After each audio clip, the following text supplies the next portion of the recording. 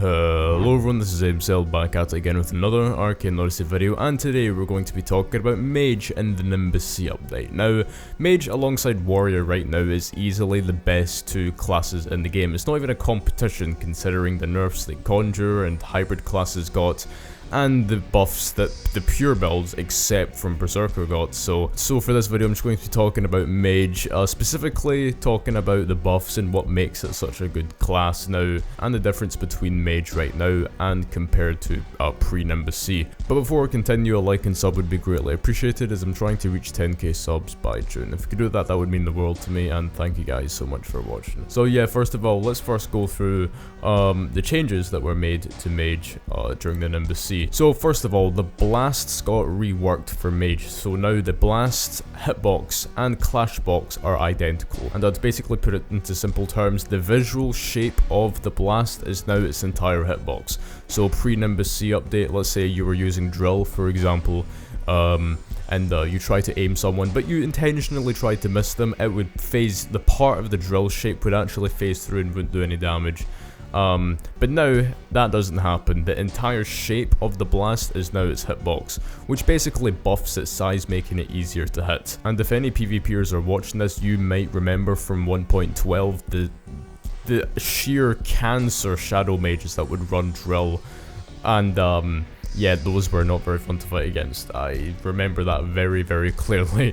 But yeah, that is pretty much back. As far as I'm aware, the size of the hitbox is not quite as big for drill as it was in 1.12, but it's really, really, really close. So it's cooked, alright? It's broken. So yeah, not only that, but Surge got a ton of reworks, but the most notable one would be the fact that you now have grab immunity if you're using Surge. So if you're using Surge right now, you cannot get grabbed out of it.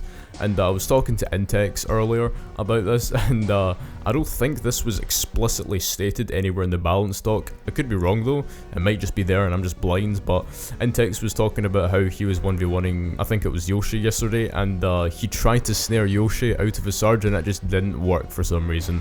And also the fact that from personal experience when I'm doing PvE, like for example the pirate NPCs and ships try to grab me while I'm using a Surge and it just doesn't work. I just sort of bug out of place and then sort of bug back into my original position, and my Surge just continues, it does not stop or cancel. So Surge now is way better as a result before, and basically has almost no counter. Another thing to talk about is the fact that Beam's raycasting got changed. So now the raycast doesn't use vectors, and instead the beam goes straight to where the cursor's position is. And you might not understand what that means, but you don't have to, because in simpler terms it basically means the beam is now more accurate to where your cursor is than before, and it's more consistent. As long as you're not using weird camera angles and you're not aiming to an infinite distance in the sky, then the beam will now travel more accurately to where your cursor is, which basically just makes hitting beams right now a lot easier than what it was before. Another thing I want to talk about is the fact that you can use gun M1s as a mage, which is really weird because you're not a warrior, you're a pure Arcane Odyssey build. Arcane,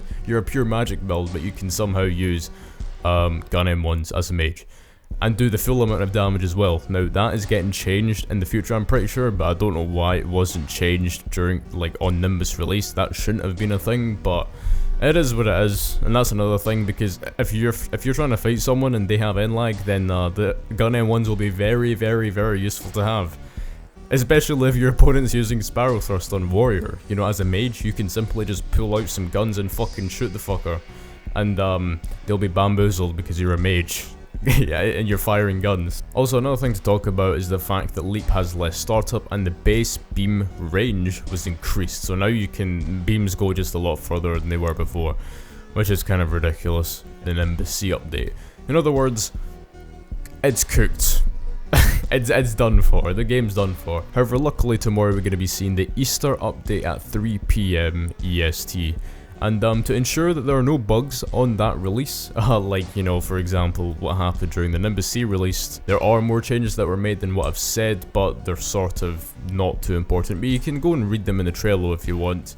And another thing that some people might be wondering is what kind of build that you use as mage. And honestly, for PvP, just like the previous updates before 1.15, I would just go full into primary stats with no attack size, just full on defense, power, and attack speed. for mage specifically. You can obviously add in some agility if you want, but with the agility nerfs, I don't really see the point in that unless you're not doing PvP and you actually just want to do PvE, and if you get hunted, well, you can just run away with high amounts of agility.